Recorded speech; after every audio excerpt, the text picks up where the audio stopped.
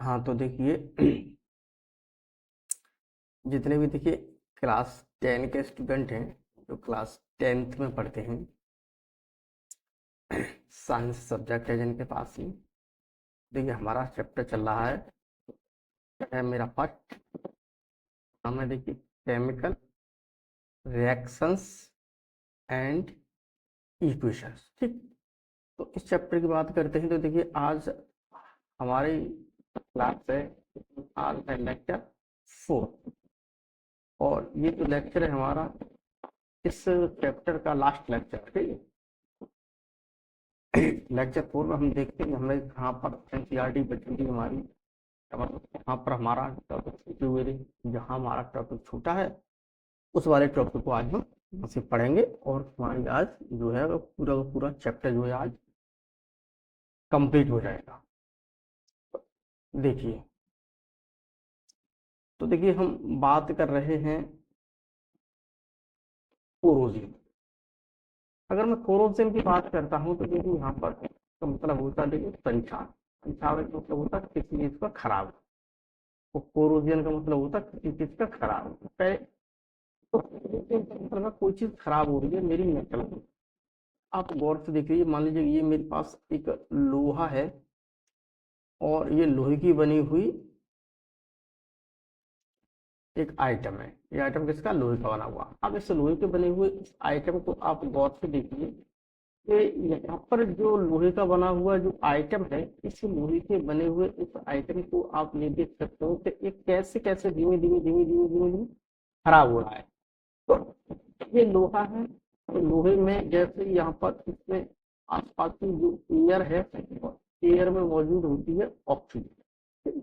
और देखो जैसे जैसे धीमे धीमे मॉइस्चर मिलेगी, तो मॉइस्चर जैसे जैसे इसे धीमे धीमे मिलेगी, इसकी वजह से क्या होगा, ये मेरी जो मेटल है, आयरन है, इसको क्या लग जाएगी धीमे धीमे लाइन।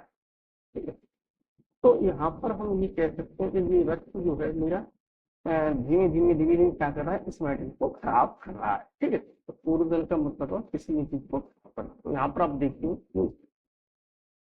तो देखिए इट इज ए प्रोसेस। तो हम यहाँ पर कह सकते हैं प्रक्रिया है इन विच जिसमें metals are eaten up gradually, इसमें मेटल्स को धीमे धीमे धीमे धीमे क्या खत्म कर दिया जाता है by the action of air. ठीक, ये है मेरे पास एयर, एयर की क्रिया द्वारा। ठीक है।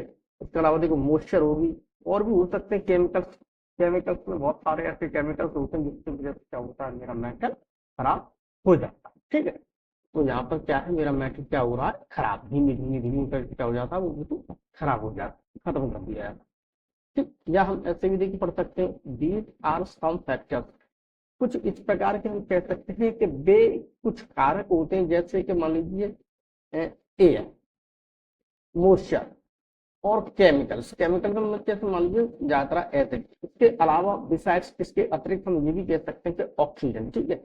तो ये सब क्या है, रेस्पॉन्सिबल फॉर कोरोजन। ये सारे सारे जो होते हैं क्या होते हैं, क्या कहते हैं, कोरोजन के क्या होते हैं, ये कारण होते हैं। ठीक है। ये कोरोजन के लिए क्या होते हैं, ये रेस्पॉन्सिबल होते हैं।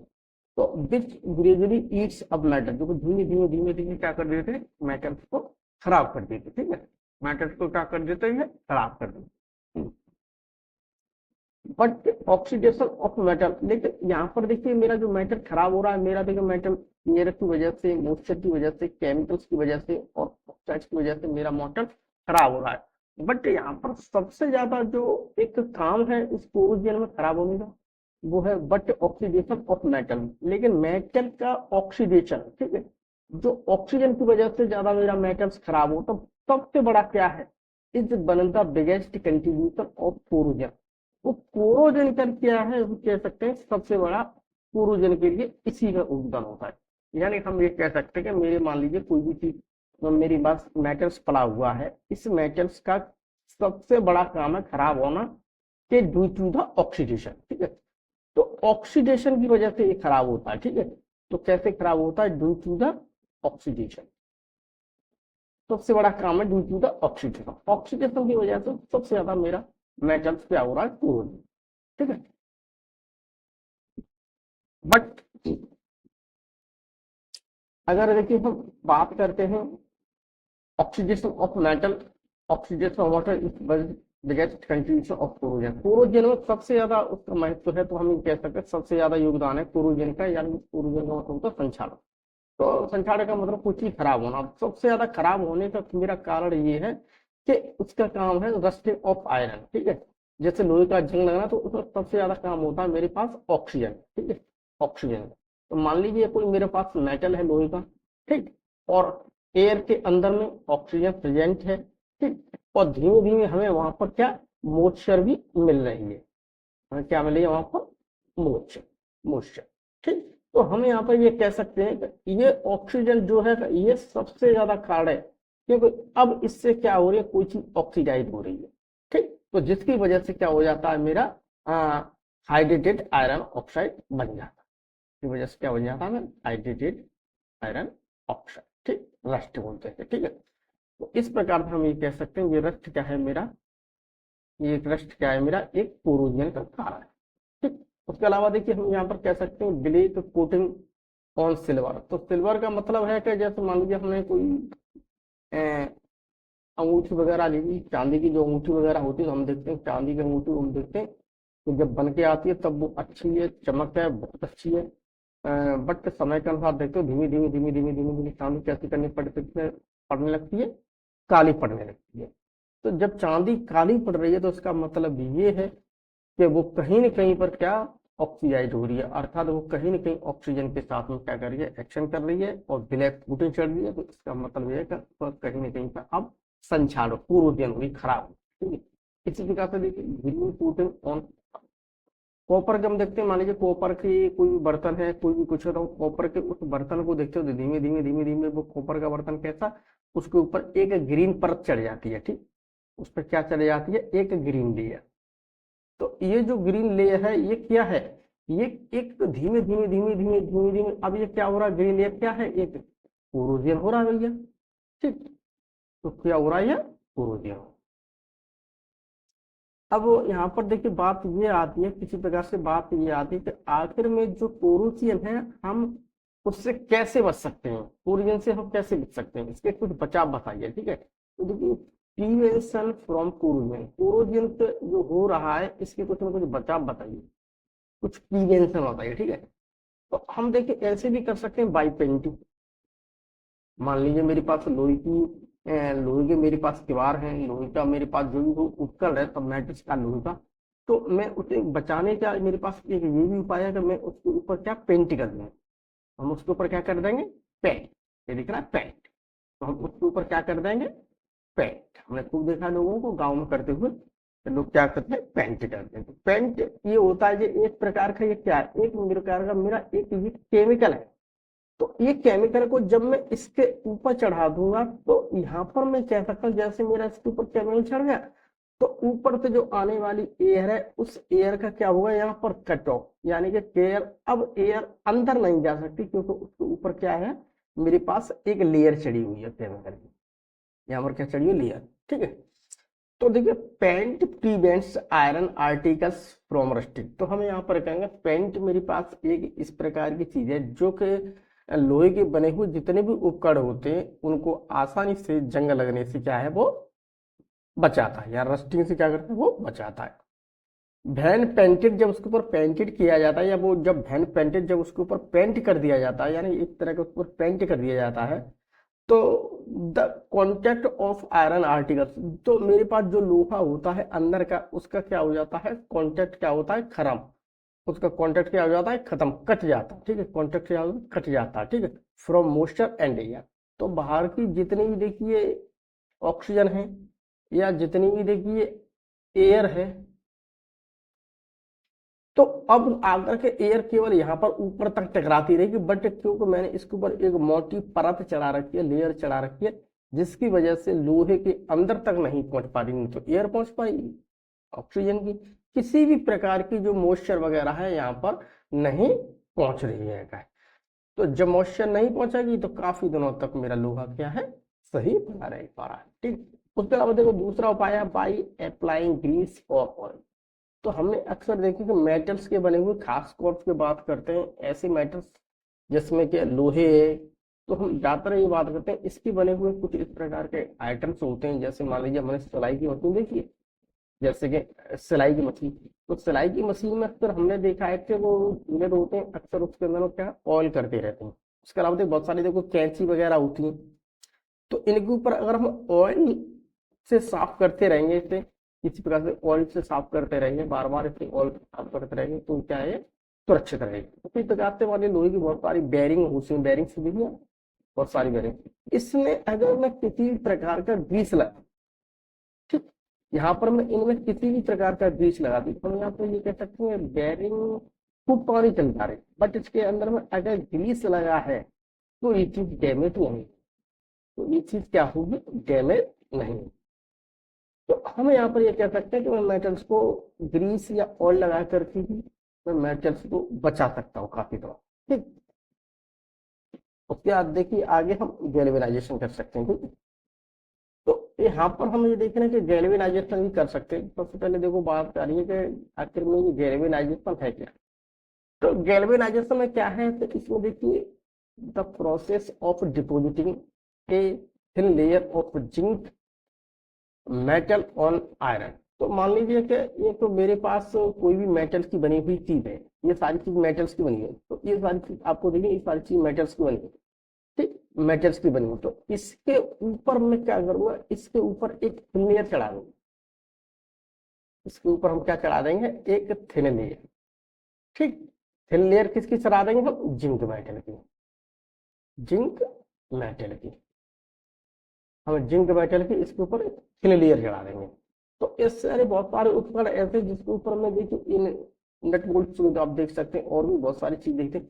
तो यहाँ पर मैं इसे ऐसे भी बचा सकता, तो मैं इसके ऊपर क्या कर सकता हूँ, एक थिन लेयर चढ़ा सकता हूँ जिंक मेटल की। तो मान लीजिए कोई मेरे पास ये इतना बड़ा आइटम है लोहे का, अब मैं इसके ऊपर जिंक मेटल की एक लेयर चढ़ा देता हूँ, ये चढ़ गई मेरे पास लेयर, जैसे हमने पेंट करते थे इसी प्रकार की इसके ऊपर एक लेयर चढ़ेगी। ठीक है, इस प्रकार की एक लेयर चढ़ेगी, ये चढ़ेगी लेयर। ठीक है, अब ये लेयर चढ़ेगी तो इस पर हम कहते हैं ऑक्सीजन है या मेरे पास जो भी कुछ मॉइस्चर है, तो इस चीज का क्या हुआ यहाँ पर, कट ऑफ हो गया, इसका क्या हुआ यहाँ पर, कट ऑफ।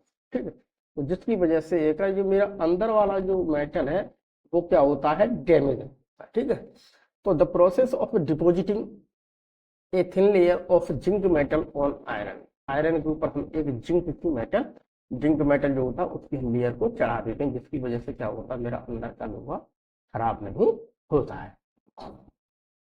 उसके अलावा देखिए हम बात करते हैं अलॉय की। देखिए अलॉय के रूप में भी हम इसे बचा सकते हैं अपने मेटल्स को। तो अलॉय में देखिए क्या प्रक्रिया होती है, मान लीजिए कि मेरे पास मैंने एक लोहा है, लोहा एक ऐसा है आइटम जो खराब हो जाता है, जो क्या हो जाता है, खराब। लोहा क्या हो जाता है, ऑक्सीजन की वजह से खराब, मॉइस्चर की वजह से खराब। ठीक है, ये लोहा क्या हो रहा है, खराब। बट इस लोहे के अंतर्गत में ये लोहा है, तो मान लीजिए हमने एक इतना बड़ा का एक टैंक लिया, एक बर्तन लिया, इस बर्तन में हमें यहाँ पर ये कह सकते हैं मैंने इसके अंदर में लोहा लिया है, तो हमें यहाँ पर ये कह सकते हैं कि मैंने इसके अंदर में, आप ये मान लीजिए करीब है 30 या 35% लोहा ले लिया हमने। ठीक है, उसके अलावा 30% के फिर में हमने क्या ले लिया, इसके अंदर में निकल भी ले लिया फिर हमने थोड़ा। ठीक है, हमने इसमें निकल ले लिया। उसके अलावा हम यहाँ पर ये कह सकते हैं कि मैंने इसमें क्रोमियम ले लिया। तो हम ये कह सकते हैं कि मान लीजिए 50% मेरे पास लोहा है या कोई भी चीज है, तो हमें यहाँ पर देखिए तो हमें यहाँ पर देखिए तीनों देखिए धातु में, ठीक, मैंने निकल भी लिया, क्रोमियम, तो सारी चीज को हम ऐसा करेंगे, इसे मिक्स कर देंगे। अब ऑक्सीजन जो होती है, ऑक्सीजन जो है इस निकल का कुछ नहीं बिगाड़ पाती, इस क्रोमियम का कुछ नहीं बिगाड़ पाती। तो अब ये निकल और क्रोमियम में इस लोहे में मिला दूंगा, तो हम यहाँ पर कहते हैं इन सब का एक क्या बन जाएगा, मिक्सचर बन जाएगा। तो इन सब का क्या बन जाएगा, एक होमोजीनियस मिक्सचर। ठीक है, इसका क्या बन जाएगा, एक होमोजीनियस मिक्सचर। ठीक, होमोजीनियस मिक्सचर। तो यहाँ पर इस एलिमेंट, इसके बात कर रहा हूं मैं, इस मेटल्स की बात कर रहा हूँ, तो यहाँ पर मेटल्स मेरे ये सारी चीज मिल गई, तो इससे मेरा जो एक नया मेटल बन रहा है, जिसे मैं कहता हूँ क्या, स्टील। अब इससे मुझे नया मेटल मिल गया, स्टील। ठीक है, तो हमें यहाँ पर कह देंगे स्टील ऐसा है मेटल जो कि ऑक्सीजन इसका कुछ नहीं बिगाड़ पा रहा है। उसके अलावा मॉइस्चर की बात करें तो मॉइस्चर भी इसका कुछ नहीं बिगाड़ पा रहा है। ठीक, तो यहाँ पर हम ये कह सकते हैं कि अगर मेरे पास से कोई मेटल है जो खराब हो रहा है, बहुत मजबूत है बट वो खराब हो रहा है, तो हम उसका एलॉय कर देंगे। एलॉय का मतलब है कि उसमें हम एक दो मेटल्स को और उसके साथ में ऐड करके होमोजीनियस एक मिक्सचर बना देंगे। उस होमोजीनियस मिक्सचर से हम, और जो मुझे नया इन सारी चीजों को मिक्सचर से मैंने मिलने वाला जो मुझे नया प्रोडक्ट होगा, वो मुझे क्या देगा, बहुत ज्यादा मजबूती देगा और वो जल्दी खराब नहीं होगा। ठीक, इस प्रकार से आजकल हम गाड़ियों में अलॉय व्हील का यूज कर रहे हैं। ठीक, तो अलॉय का मतलब क्या है? अलॉय का मतलब होता है इसमें होमोजीनियस मिक्सचर होता है मेटल्स का। ठीक, इतनी बात को आप ध्यान। उसके अलावा देखिए हम यहाँ पर ये भी कह सकते हैं कि हम इसके ऊपर इलेक्ट्रोप्लेटिंग कर सकते हैं। तो मान लीजिए मेरे पास से कोई मेटल, मतलब लोहे की बनी हुई कोई चीज है, तो हमने अक्सर टीन वगैरह देखा होगा, जो टीन वगैरह होती है, हम यहाँ पर इसे देखते हैं, टीन को देखते हैं कि ये बहुत चमकती रहती है, एकदम कैसी हो जाती है, शाइनिंग। ठीक, बहुत ज्यादा शाइनिंग हो रही, चमक रही है। इस पर बहुत सारे नट बोल्ट ऐसे देखे हमने जिनके ऊपर बहुत ज्यादा मुझे शाइनिंग दिखी। तो हम यहाँ पर ये कह सकते हैं इसके ऊपर क्या हो रही है, इलेक्ट्रोप्लेटिंग। इलेक्ट्रोप्लेटिंग, इसके ऊपर क्या हो रही है, इलेक्ट्रोप्लेटिंग। ठीक, तो हम यहाँ पर ये कह सकते हैं इलेक्ट्रोप्लेटिंग मैंने क्यों की, तो बाई टिन प्लेटिंग कर सकते हैं या क्रोमियम प्लेटिंग कर सकते हैं। इस चीज को हम कहते हैं इलेक्ट्रोप्लेटिंग। तो मान लीजिए मेरे पास तो लोहे की कोई चीज है, ठीक, अब इसके ऊपर क्या करूंगा, मैं प्लेटिंग कर दूंगा। प्लेटिंग मतलब एक लेयर चढ़ा दूंगा इसके ऊपर, मैं क्या कर दूंगा, एक लेयर। ठीक, के ऊपर क्या करते हैं हम, मशीन के द्वारा एक लेयर चढ़ा देते हैं। तो इसके ऊपर चढ़ेगी मेरे पास एक लेयर। ठीक, या तो हम इस पर टिन की लेयर चढ़ा दो या इसके ऊपर क्रोमियम की लेयर चढ़ा दो। ठीक, तो इस प्रकार के लेयर चढ़ा के हम ये कह सकते हैं जो मेरे अंदर का लोहा है, जो मेरे अंदर का जो मेटल है, वो मेटल क्या होता है, जल्दी खराब नहीं होता है। ठीक, तो देखिए यहाँ पर ऑक्सीजन प्रेजेंट इन एयर, जो हमारी एयर होती है उस एयर में ऑक्सीजन प्रेजेंट होती है, कैन नॉट टू डैमेज, वो डैमेज नहीं कर सकती है, न तो टिन का कुछ बिगाड़ सकती है, न ही क्रोमियम का कुछ बिगाड़ सकती है, न ही निकल का कुछ बिगाड़ सकती है।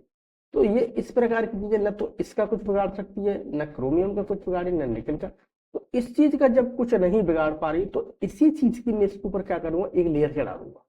ठीक, इसी चीज की मैं लेयर चढ़ा दूंगा। ठीक, जिस प्रकार से हमारा शरीर देखा है, हमारे शरीर को अगर हम देखते हैं, बात करते हैं, तो हम अपने शरीर के ऊपर कोट पहन लेते हैं। तो कोट की हम ये कह सकते हैं कोट बहुत गर्म है और जाड़े में ये मुझे बचाता है। ठीक है, तो जाड़े में क्या करता है, मेरे शरीर को बचाता है, क्योंकि जितनी भी सर्दी है उस सर्दी को कौन झेल रहा है, ये बाहर का कोट।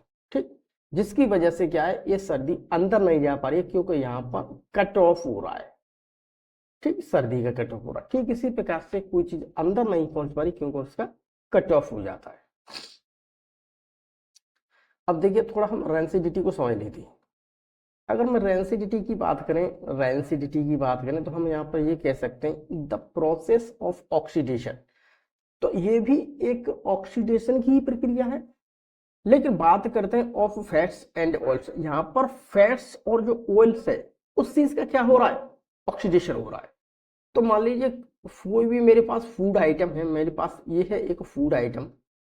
इस फूड आइटम की बात करता हूँ तो ये मोस्टली हमें, मैंने किससे बनाया, फैट से, और ये किससे बनाया, हमारे पास ऑयल से। ठीक है, तो ये हमारे बार बार, तो अब एयर के अंदर में जो एयर है, जो ऑक्सीजन प्रेजेंट है, ठीक है, तो एयर के अंदर में जो ऑक्सीजन प्रेजेंट है, तो हम यहाँ पर ये कह रहे हैं कि ये ऑक्सीजन जो प्रेजेंट है, तो ये ऑक्सीजन क्या कर लेगी, इसके साथ में क्रिया कर लेगी। अर्थात हम यहाँ पर ये कह रहे हैं ये सब क्या हो रहा है, एक ऑक्सीडेशन हो रहा है। तो ऑक्सीडेशन का ये क्या है, प्रोसेस। ठीक है, तो यहाँ पर ऑक्सीडेशन का क्या है, ये प्रोसेस। ठीक, तो देखिए यहाँ पर the process of oxidation, oxidation की प्रक्रिया ऑफ फैट्स एंड ऑयल्स। तो फैट्स और जो ऑयल्स होता है मेरे खाने के अंदर में, जैसे मान लीजिए मेरा समोसा बना हुआ है, मेरे चिप्स बने हुए हैं, और भी बहुत सारी चीजें बनी हुई हैं, जो कि मैं ज्यादातर इसके अंदर में फैट्स और ऑयल्स का बहुत ज्यादा मात्रा हम इसमें क्या करते हैं, हम इस्तेमाल करते हैं। मेरी दाल मोठ है, ठीक है, और भी बहुत सारे ऐसे आइटम जैसे कचौड़ी वगैरह हैं, तो इनमें हम ज्यादातर फैट और ऑयल्स का इस्तेमाल करते हैं। तो इनका क्या होता है, इसके अंदर जो फैट और ऑयल होता है उसका क्या हो जाता है, ऑक्सीडेशन, ठीक है। तो that can be easily noticed by the change in the taste and smell is known as rancidity। तो हमें यह कह सकते हैं जब उसका ऑक्सीडेशन हो जाएगा तो हम अच्छी तरह से ये नोटिस कर सकते हैं बहुत आसानी से तरीका से, क्यों, by the change in taste. तो धीमे धीमे क्या हुआ, तो क्या हुआ, उसका टेस्ट चेंज हो जाएगा एंड स्मेल, और मैं देखता हूँ उसमें एक विशेष प्रकार की स्मेल आने लगी। अरे भाई जब ताजा खाना बनना है तो उसकी स्मेल कुछ अच्छी है, लेकिन जब कोई चीज खराब हो जाती है तो उसमें क्या बहुत गंदी स्मेल आती है, ठीक है। तो हम यहाँ पर कह सकते हैं उसका स्वाद भी चेंज हो रहा है, उसमें स्मेल भी आ रही, तो इसका मतलब क्या है, वो खाना क्या हो गया मेरा, रैंसिड। तो इस पूरी प्रक्रिया को मैं क्या कहता हूँ, रैंसिडिटी, ठीक। इसकी वजह से खाना क्या हो रहा, रैंसिड, ठीक। तो देखिए यहाँ पर वही बात है, oxidation causes damage to food. तो ऑक्सीडेशन जो क्या है वही की वजह से, उसी की वजह से क्या, डैमेज टू द फूड, मेरा फूड आइटम्स जो है वो क्या हो रहा है उसकी वजह से खराब, specially made for fat and oils, जो कि ज्यादातर फैट और ऑयल से बने हुए थे, ठीक है। समोसा वगैरह और भी बहुत सारी चीजें होती हैं जो वो बनी हुई होती हैं फैट के आइटम से, तो ज्यादातर प्यारे बच्चों को क्या हो रही है, खराब हो रही है ऑक्सीडेशन की वजह से, ठीक। अब मुझे यहाँ पर ये बात करनी है कि आखिर में जो मेरा खाना खराब हो रहा है बहुत जल्दी, जो एयर में बात करें तो एयर के अंदर हम लोग सांस लेते हैं, हम सब लोग रहते हैं, तो हम यहाँ पर ये कह रहे हैं कि उस एयर में ऑक्सीजन क्या है बहुत ज़्यादा मात्रा में प्रेजेंट है, और वही ऑक्सीजन जो क्या है खाने में जो पाए जाने वाला जो फैट होता है, जो ऑयल्स होता है, उसके साथ में वो क्या कर लेता है, क्रिया, जिसकी वजह से खाना खराब हो जाता है।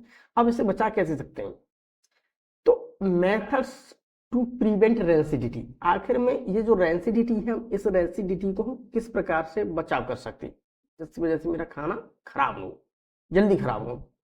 तो एक तो प्रक्रिया ये है कि by adding antioxidant to foods, अगर मैं खाना है उस खाने के अंतर्गत मैं एंटीऑक्सीडेंट्स को डाल दूं, ठीक है। तो एंटीऑक्सीडेंट्स को मान दो, एंटी का मतलब होता है अपोजिट, ठीक, एंटी का मतलब होता है अपोजिट, ठीक है। और ऑक्सीडेंट का मतलब होता है, ऑक्सीडेंट का मतलब होगा जो ऑक्सीजन वाली क्रिया होती है उसकी बात कर रहे हैं हम, ठीक है। तो ऐसी कोई चीज है जो एंटीऑक्सीडेंट है, यानी कि ऑक्सीजन जो है ये ऑक्सीजन, अब ये ऑक्सीजन यहाँ पर इस खाने से क्रिया करती है, ये क्या करती है, इसके साथ में क्या करेगी, रिएक्शन, ठीक है, एक्शन कर देगी यहाँ पर ऑक्सीजन, ठीक है, ये ऑक्सीजन एक्शन करेगी। बट यहाँ पर एक मेरे पास एक आइटम और है ये, अब इसके साथ में ये ऑक्सीजन जो है क्रिया नहीं कर पाती है, ठीक, यहाँ क्रिया नहीं, तो इस चीज के साथ में जब क्रिया नहीं कर पाई तो मैं इसी चीज को इसके अंदर मिला देता हूँ खाने में। तो खाने में जब मैं इसके अंदर इसी चीज को मिला दूंगा तो क्या होगा, ये ऑक्सीजन को दूर कर देगा अलग, ठीक, क्यों, ऑक्सीजन का कुछ नहीं बिगाड़ पा रही। जैसे मान लीजिए मेरा लोहा था, लोहा मेरा खराब हो रहा था ऑक्सीजन की वजह से, तो अब मैंने लोहे के अंदर में निकल मिला दिया, मैंने क्रोमियम मिला दिया, जिससे मेरा लोहा क्या है, खराब नहीं हो रहा, क्योंकि अब ऑक्सीजन जो है का उस लोहे का कुछ नहीं बिगाड़ पा रही, क्योंकि लोहे के साथ में इतने की रक्षा करने वाली चीज एक कवच आ गई, ठीक ठीक उसी प्रकार से खाना है, उस खाने के अंदर मैंने एंटीऑक्सीडेंट मिला दी, जिसकी वजह से खाना क्या खराब नहीं होगा, ठीक है। तो देखो एंटीऑक्सीडेंट्स आर सब्सटेंस या केमिकल, तो एंटीऑक्सीडेंट्स क्या है, मेरे पास एक सब्सटेंस या केमिकल होते हैं विच प्रिवेंट ऑक्सीडेशन, जो कि कहीं ना कहीं पर ऑक्सीडेशन की जो प्रक्रिया हो रही है उसे रोकते हैं, ठीक है।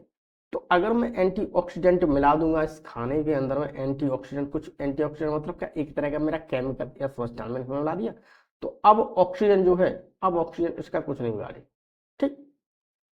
तो देखिए these substances are reducing agent when they are added to food, ये reducing agent होते हैं जब हम इससे क्या करते हैं खाने के अंदर में ऐड करते हैं, then the fats and oils present in them are not oxidized, तो उसके अंदर खाने के अंदर जो मौजूद मेरा फैट्स है या ऑयल्स उपस्थित होता है तो आर नॉट ऑक्सीडाइज, वो ऑक्सीडाइज नहीं हो पा रहा आसानी से, हेंस अतः इसलिए डू नॉट टर्न रेंसिड, तो इसकी वजह से क्या है, रेंसिड नहीं हो पा रही है, ठीक है। जैसे मान लीजिए मेरा केमिकल ये हो सकता है ब्यूटाइलेटेड हाइड्रोक्सी एनाइसोल, ठीक है, ये भी मेरे पास एक केमिकल है, मैं खाने में मिला दूंगा तो मेरा खाना इतनी जल्दी खराब नहीं होगा। उसके अलावा देखिए ब्यूटाइलेटेड हाइड्रोक्सी टोलिन, हम इसे भी मिला देंगे तो मेरा खाना खराब नहीं होता। तो हमारा सबसे पहला मतलब ये है कि अगर मैं खाने को खराब होने से मुझे बचाना है तो हमें सबसे पहले एंटीऑक्सीडेंट्स केमिकल को मिला देंगे, ठीक है। दूसरी बात, हमारा दूसरा देखिए, हमारे पास दूसरी अगर हम बात करते हैं तो हम यहाँ पर ये भी कह सकते हैं कि by packaging fat and oil containing food in nitrogen gas. तो अगर मान लीजिए कि फैट एंड ऑयल का ऐसा खाना जिसके अंदर मुख्य रूप से मैंने फैट के या ऑयल का इस्तेमाल किया गया है, जैसे मान लीजिए मैंने चिप्स का इस्तेमाल किया है, कुरकुरे का इस्तेमाल किया है मैंने, ठीक है, उसके अलावा दाल मोठ का इस्तेमाल किया है मैंने, तो बहुत सारी चीज का जो मैंने इस्तेमाल किया, तो उसकी हम क्या कर देंगे, पैकेजिंग। तो हम पैकेजिंग उस खाने की करते हैं, तो उस पैकेजिंग के अंदर मैं क्या करूंगा, नाइट्रोजन गैस को ऐड कर, ठीक, उसके अंदर हम नाइट्रोजन गैस को क्या कर देंगे, ऐड, ठीक। तो मान लीजिए कोई बात करते हैं अगर हम किसी भी प्रकार से, तो हम यहाँ पर ये कह सकते हैं, देखिए द प्लास्टिक बैग्स, कोई भी एक मेरे प्लास्टिक थैली, कोई पूरी पन्नी होती है बहुत छोटी सी, कंटेनिंग चिप्स, जिसके अंदर चिप्स होंगे, उसके अलावा अदर सिमिलर फूड्स, चिप्स रख सकते हैं उसके अंदर, दाल मोठ रखते हैं, कुरकुरे रख सकते हैं, और भी बहुत सारे ऐसे फूड आइटम्स जिसे मैंने ऑयल के अंदर फ्राइड करके बनाया है, ठीक है, जिसके अंदर मैंने मेरा मतलब फैट्स और ऑयल्स का ज्यादा इस्तेमाल किया, ठीक है, or with the nitrogen gas, उसके साथ में मैं नाइट्रोजन गैस भी भर दूंगा। तो नाइट्रोजन गैस क्या करेगी, टू प्रिवेंट फूड आइटम्स, तो वो इस फूड आइटम्स को खराब होने से बचाती रहेगी। उसके अलावा देखिए हम दूसरा काम ये कर सकते हैं, storing food in air tight container. कोई भी मेरे पास मान लीजिए कंटेनर है, उसका मैंने खाना बनाया, तो खाना बनाने के बाद इस कंटेनर को, एक एयर टाइट कंटेनर है, इसके अंदर खाने को रख दो, जैसे कोई टिफिन होता है, टिफिन का ढक्कन इतना वैसा होना चाहिए कि उसके अंदर में ढीला नहीं होना चाहिए, और मैं उसको क्या करूंगा, ढक्कन को लगा दूंगा, तो ये मेरे पास क्या बन गया, एयर टाइट। एयर टाइट का मतलब होता है अब इसके अंदर हवा नहीं जा सकती है, ठीक है। तो एयर टाइट के अंदर मतलब है ऑक्सीजन नहीं जा सकती है, ठीक। तो यहाँ पर जब ऑक्सीजन नहीं जाएगी तो खाना मेरा एकदम जल्दी खराब नहीं होगा, तो इसीलिए हम एयर टाइट कंटेनर का भी प्रयोग कर सकते हैं। उसके अलावा देखिए हम अपने खाने को कुछ समय के लिए बचा के लिए हम ये भी कर सकते हैं कि मैं अपने खाने को फ्रिज के अंदर रख लूँ। तो हम अपना बना हुआ जो अच्छा खाना, हम उससे क्या करेंगे, storing food in A refrigerator, तो हम उस खाने को रेफ्रिजरेटर के अंदर भी हम क्या प्यारे बच्चों स्टोर कर लेंगे।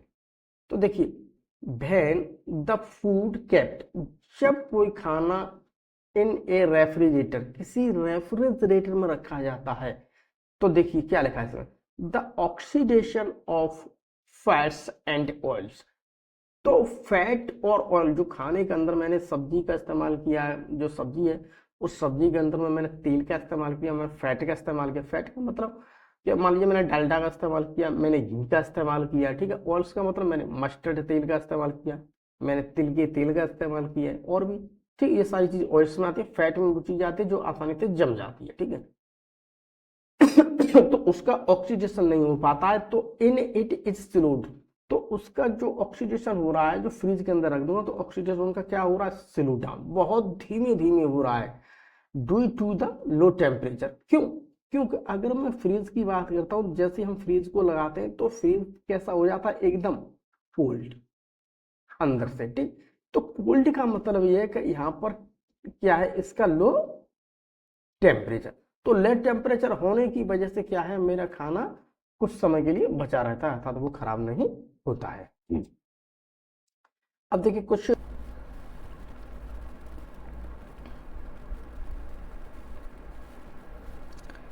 तो हमारा यहाँ पर चैप्टर का क्या हुआ, आज कंप्लीट हमारा चैप्टर हुआ। अगले हम आपसे फिर मिलेंगे, तब तक के लिए बाय बाय।